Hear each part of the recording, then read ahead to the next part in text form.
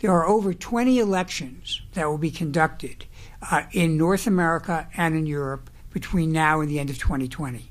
And that will be fertile ground for a continuation of the kinds of activities we've seen over the last few years. Among the countries which will have very significant national elections are Mexico, the Ukraine, and our own midterm elections this year in the U.S. and 2020 presidential election. My name is Tim Johnson with McClatchy Newspapers.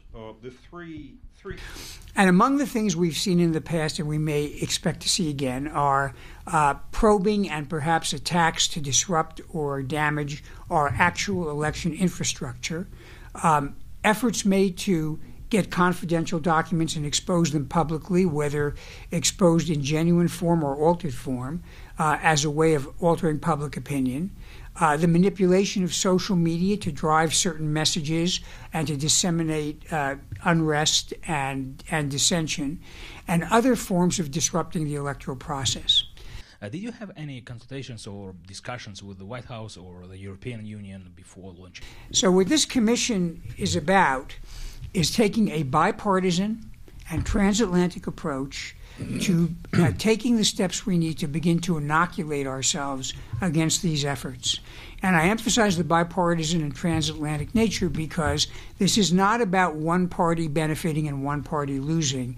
Everybody loses. So much of what you're talking about needs a very aggressive cyber expertise. The Commission will give guidance and input and monitor the work. The work will be done by experts in different areas who will develop proposals and initiatives and tools that national authorities can use to counter the attempts to undermine our democratic institutions and processes. We were up yesterday to give them an idea of what it is we're doing.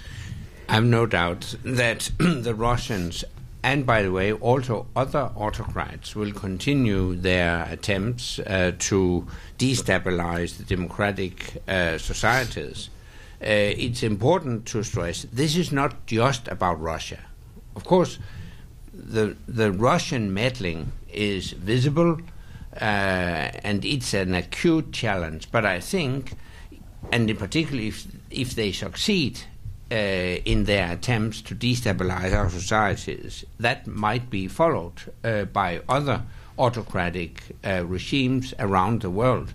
Here talks about the idea that government institutions haven't yet provided an effective response. I have no doubt that President Putin in his next term will continue those activities, and I also think they will develop more and more sophisticated methods. The risk, of course, is that what we have seen until now just is a test of the strength of our systems, the vulnerabilities, and they can exploit the weaknesses of our systems. And this is the reason why this is a very urgent matter for us. Thank you very much. Thank you very much, and stay tuned.